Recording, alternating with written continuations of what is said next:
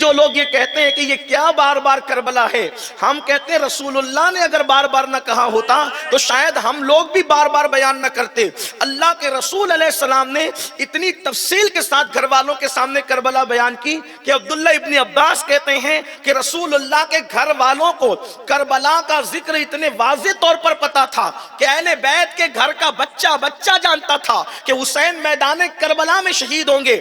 بلکہ اللہ اکبر، صفین کی تاریخ جن لوگوں نے لکھی ہے انہوں نے یہاں تک بیان کیا کہ جب مولائے کائنات جنگ صفین میں تشریف لے جا رہے تھے تو فرات کے کنارے سے گزرے، جس کو ہم اور آپ کربلا کہتے ہیں، وہاں رک کر کے مولائے کائنات اس جگہ کو دیکھ کر روئے اور اپنے ساتھیوں کو یہاں تک بتایا کہ یہاں ان کے اونٹ بیٹھیں گے، یہاں ان کے کجاوے رکھے جائیں گے، یہاں ان کے خیمے لگائے جائیں گے، یہاں ان کی قبریں بنے گی۔ یعنی آپ اندازہ فرمائیں کہ کتنی تفصیل سے نبی کے گھر والوں کو کربلا معلوم تھا کہ کربلا ہونے سے پہلے یہ بتایا گیا کہ اونٹ کہاں بیٹھیں گے، وہ بھی مولا علی کو معلوم تھا۔ رسول اللہ کے بتائے بغیر تو یہ بات نہیں ہو سکتی۔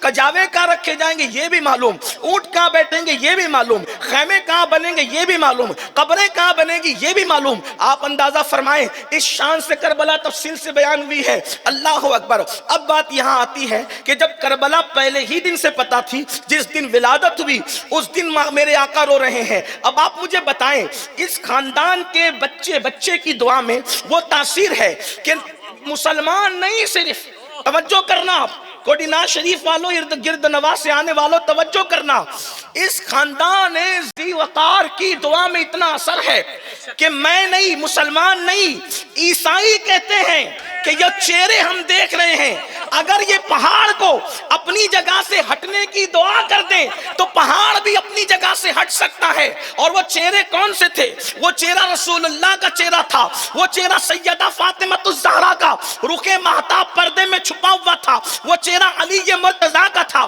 وہ چہرہ حسن مجتبیٰ کا تھا، وہ چہرہ حسین کربلا کا تھا۔ آپ سے میں پوچھنا چاہتا ہوں، عیسائی کے بڑے بڑے، عیسائیوں کے بڑے بڑے راہب اور پادری دیکھ کر کے کہیں ان سے مقابلہ نہ کرنا، اس لیے کہ یہ وہ چہرے ہیں اگر یہ دعا کر دے تو پہاڑ بھی ہٹ جائے۔ جن کی دعا سے پہاڑ اپنی جگہ سے ہٹ سکتا ہے، کیا ان کی دعا سے امام کی شہادت نہیں ٹل سکتی تھی؟ اپنے بابا کو روتے دیکھ کر سیدہ رو رہی ہے اور کہتی اللہ میرے حسین کو اس وقت استقامت عطا کرنا۔ اے سیدہ یہ کیوں نہ کہہ دیتی کہ اللہ حسین کو شہادت سے بچا لینا؟ استقامت کی دعا کر رہی ہے، شہادت سے بچنے کی دعا نہیں کر رہی ہے۔ علی کے مرتضیٰ استقامت کی دعا کر رہے ہیں، شہادت سے بچنے کی دعا نہیں کر رہے ہیں۔ اللہ اکبر۔ حسن مجتبیٰ اپنی پوری زندگی استقامت کی دعا کرتے رہے، شہادت سے بچانے کی دعا نہ کی۔ خود شہید کربلا امام حسین خود بھی، جس کی دعا میں اتنی تاثیر تھی، ارے حسین کی دعا کی تاثیر کا کیا حال بتاؤں،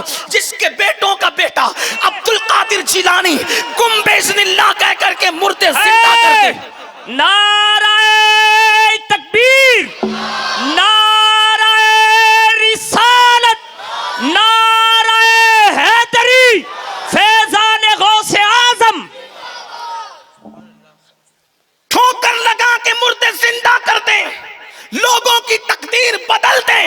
جب بیٹا تقدیریں بدل سکتا ہے تو امام علی مقام تقدیریں کیوں بدل نہیں سکتے؟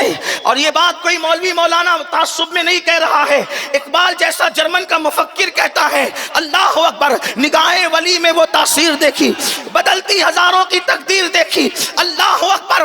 نگاہ ولی کی تاثیر سے تقدیریں بدلتی ہے۔ یہ ولی کون ہے؟ ولی جو حسین کے آستانے پہ جھاڑو لگائے وہ ولی بنتے ہیں۔ حسین تو جان اولیاء ہے۔ حضرت شاہ نیاز بے نیاز اسی لیے تو کہتے ہیں اے دل بگیر دامن سلطان اولیاء، اے دل بگیر دامن سلطان اولیاء، یعنی حسین ابن علی جان اولیاء۔ اللہ، نعرہ تکبیر، نعرہ رسالت، فیضان خاندان امام حسین۔ حسین ولی نہیں بلکہ جان ولایت ہے، ولایت کی جان ہے، جان اولیاء ہے۔ آپ کو کیا بتاؤں ولایت کیا ہے؟ جس کے گھر سے بطور صدقہ جائے اسے ولایت کہتے ہیں۔ اہل بیت کا گھرانہ وہ ہے، یہاں بطور صدقہ دی جاتی ہے ولایت۔ آپ کہیں گے وہ کیسے؟ میں نے کہا علامہ قاضی ثناء اللہ پانی پتی کو اٹھا کر دیکھیں، وہ اپنی کتاب تفسیر مظہری میں لکھتے ہیں کہ آدم علیہ السلام کے زمانے سے لے کر آج تک جو بھی ولی بنا ہے وہ حسنین کے بابا علی کے فیضان سے ولی بنا۔ نعرہ حیدری، جو دنیا میں آنے سے پہلے ولایت بانٹے اس کو علی کہتے ہیں۔ علی ولایت بانٹنے والا ہے، ولایت کے تقسیم کرنے والے ہیں۔ تو آپ مجھے بتائیں جب ولی کی نظر سے تقدیر بدلتی ہے تو ان لوگوں کی نظر سے تقدیر کیوں نہیں بدل سکتی؟ لیکن پھر نہ سیدہ دعا کر رہی ہے کہ تقدیر بدل جائے، نہ حسن مجتبیٰ، نہ مولا علی، نہ خود رسول اللہ، جن کی دعا کے بارے میں میرے امام کہتے ہیں عنایت کا جوڑا، اجابت کا صحرا، دلہن بن کے نکلی دعائیں محمد، اجابت نے جھک کر گلے سے لگایا بڑی ناز سے جب دعائیں محمد۔ نئی دعا کی، کیوں نہیں کی؟ اب نہیں کی یہ تو ان کے اپنے دل جانتے ہیں، کیوں نہیں کی حتمی طور پر تو کچھ بولا نہیں جا سکتا، لیکن لوگوں کو جو سمجھ میں آیا، اور 1300 سال کے اندر لوگوں نے کربلا کے بعد جو اس کی تشریحات پیش کی، جس کو جو سمجھ میں عاشق نے وہ بات لکھی۔ بات یہ تھی کہ کیوں دعا نہیں کی؟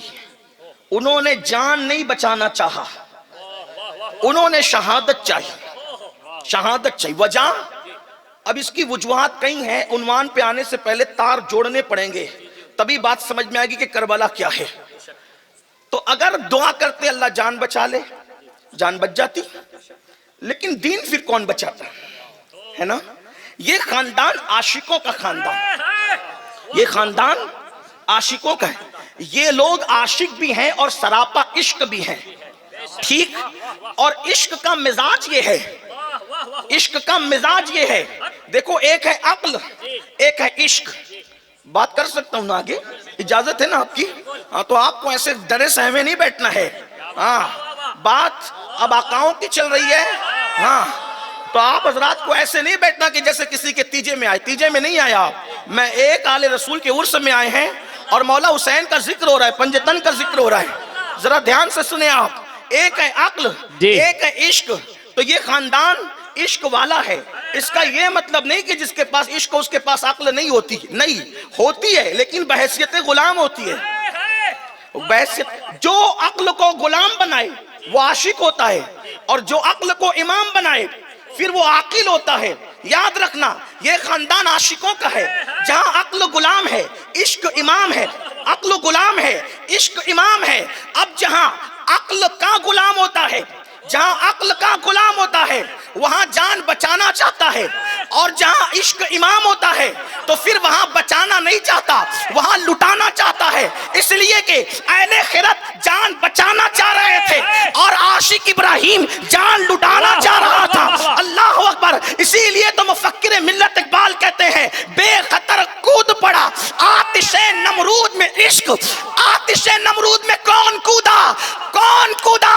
آتش نمرود میں عشق کودا، بے خطر کود پڑا آتش نمرود میں عشق۔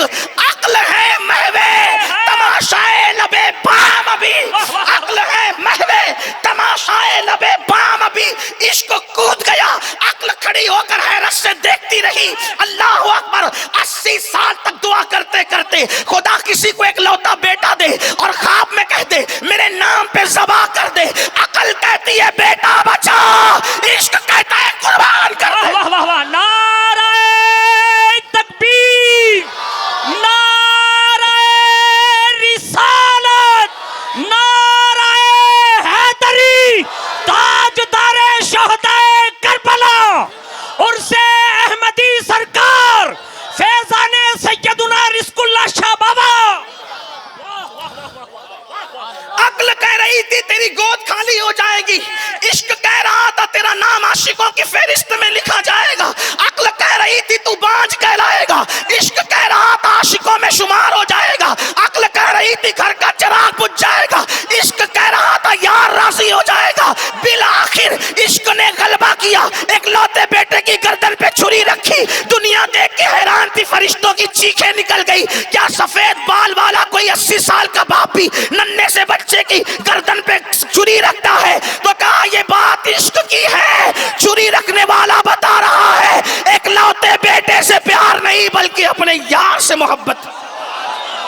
اللہ حق حق حق عقل نے کہا خاندان ختم ہوگا، عشق نے کہا ہوتا ہے تو ہوتا رہے۔ عقل کہہ رہی تھی اتنا اچھا بیٹا کھو دے گا، اتنا اچھا بیٹا گما دے گا۔ عشق نے کہا اچھا بیٹا گمے گا لیکن یار کی رضا ملے گی، اس سے بڑھ کر کوئی بات ہے۔ لیکن اللہ عشق نے عقل نے کہا گھر کا چراغ بجھ جائے گا۔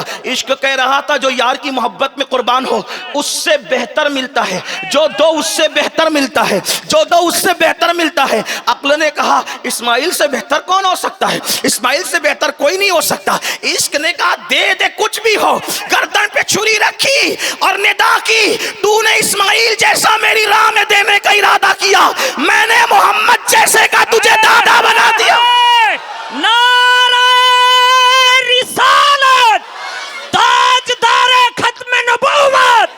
واہ واہ واہ واہ واہ۔ عشق اور عقل کی جنگ ہوتی رہی۔ کسی وقت میں عاشق بن کر کے حابیل کھڑا ہوا، عاقل بن کر قابیل کھڑا ہوا، قابیل ہار گیا حابیل جیت گیا۔ کسی وقت عاقل بن کر فرعون کھڑا ہوا، کسی وقت عاشق بن کر بلکہ سراپا عشق بن کے موسیٰ کھڑا ہوا۔ عقل والا ڈوب گیا، عشق کے لیے راستے پیدا کر دیے گئے دریا میں۔ اسی طرح نمرود عاقل بن کے کھڑا ہوا، عشق بن کر کے ابراہیم کھڑے ہوئے، نمرود لنگڑے مچھر سے ہلاک ہوا، عشق کی جیت ہو گئی۔ ایسے ہی تو ہر دور میں رہا، کبھی اللہ اکبر عقل والے بن کر ابو جہل عتبہ شیبہ کھڑے رہے، عشق بن کر محمد الرسول اللہ بے نقاب ہوئے، کیا انجام ہوا آپ کے سامنے ہے۔ پھر ایسا ہی دور، ہر دور میں عشق اور عقل کی جنگ ہوتی رہے گی، عشق جیتتا رہے گا، عقل ہارتی رہے گی۔ اللہ اکبر۔ پھر عاشق بن کر کے کون آیا میدان میں؟ اللہ اکبر۔ جب عاقل بن کر بے عقلہ یزید آیا، جب عاقل بن کر بے عقلہ یزید آیا تو عشق بن کر کے حسین دنیا میں تشریف لائے۔ اللہ اکبر۔ اس نے کہا میں دین مٹاؤں گا، حسین نے کہا خاندان بچا کر بچاؤں گا، خاندان دے کر کے دین بچاؤں گا۔ اس نے کہا محرمات کے ساتھ نکاح کروں گا۔ آپ نے فرمایا کہ جس نے میرے نانا نے کافر کی بیٹی کے سر پہ دوپٹہ رکھ کر عورت کی عزت کو بحال کیا، میں اس کو پامال ہونے نہیں دوں گا۔ میرے گھر کی بیٹیوں کی چادریں تو چھنوا سکتا ہوں لیکن دین کی چادر کو میں تار تار ہونے نہیں دے سکتا۔ اللہ اکبر۔ اللہ اللہ اندازہ لگائیں، ہر وقت میں عشق نے بے مثال قربانی دی۔ اب بات یہ ہے، اس لیے ٹالنے کی دعا نہیں ہو رہی ہے کہ گھبراتا وہ ہے جو عاقل ہوتا ہے۔ عشق والے تو کیا کہتے ہیں؟ ایک مرتبہ حضرت ابو سعید خدری نے بلکہ حضرت ابو ذر غفاری نے کہا مولا ہم تو دکھوں کو پسند کرتے، توجہ کرنا، ہم تو دکھوں کو پسند کرتے ہیں، ہمیں خوشی سے کیا لینا۔ امام حسن یا امام حسین کے سامنے بات آئی، آپ نے فرمایا اللہ ابو ذر پہ رحم کرے، ہم کون ہوتے ہیں دکھ اور غم کو سلیکٹ کرنے والے؟ ہم تو یہ کہتے ہیں یار خوشی دے تو بھی، یار غمی دے تو بھی، اس لیے کہ آنے والا تحفہ نہیں دیکھتے، دینے والے ہاتھوں کو دیکھا۔ واہ واہ واہ واہ واہ واہ واہ واہ۔ یہ عشق والوں کی پہچان۔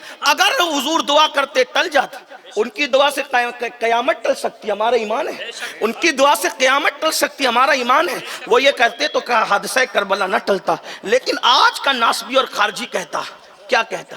دیکھو رسول اللہ نے زبردستی اپنی محبت میں اپنے بیٹوں کو جنتی جوانوں کا سردار تھونپ دیا۔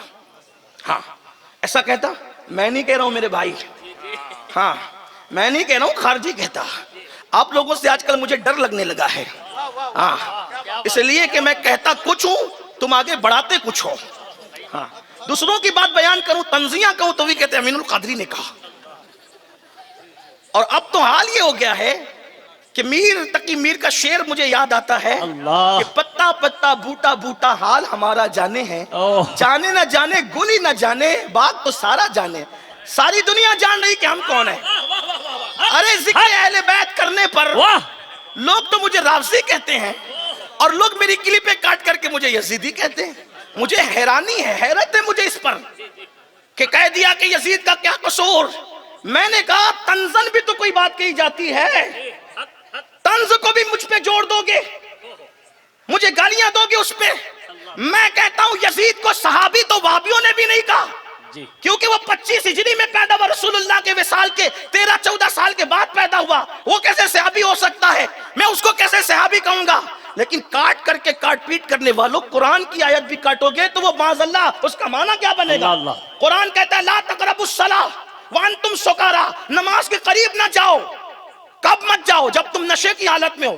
اب میں نے یہ پڑھ دیا نماز کے قریب نہ جاؤ کا، دیکھو امین القادری نے مسلک بدل دیا، کہتا ہے نماز کے قریب نہ جاؤ۔ اب تک تو خوب شہرت حاصل کرتا رہا کہ نماز پڑھو نماز پڑھو، کہتا ہے نماز نہ پڑھو، استغفر اللہ۔ آدھی بات کاٹو گے تو آیت کا بھی غلط مفہوم نکالو گے، اس لیے آدھی باتیں نہ کاٹو اور اللہ اکبر ہمیں تانا نہ دو، اس لیے کہ کلپیں کاٹ کے ہمیں بدنام کرنے والوں، ایک اللہ کے ولی سرکار رزق اللہ شاہ کے قدموں میں بیٹھ کے یہ بات کہتا ہوں، قیامت قائم ہوگی، اللہ رسول کی عدالت میں تم بھی جاؤ گے، اللہ رسول کی عدالت میں ہم بھی کھڑے ہوں گے، اور وہاں پتہ چلے گا یزیدی کون ہے، حسینی کون۔ نعرہ تکبیر، نعرہ رسالت، عاشق امام حسین، عاشق تاجدار کربلا، عاشق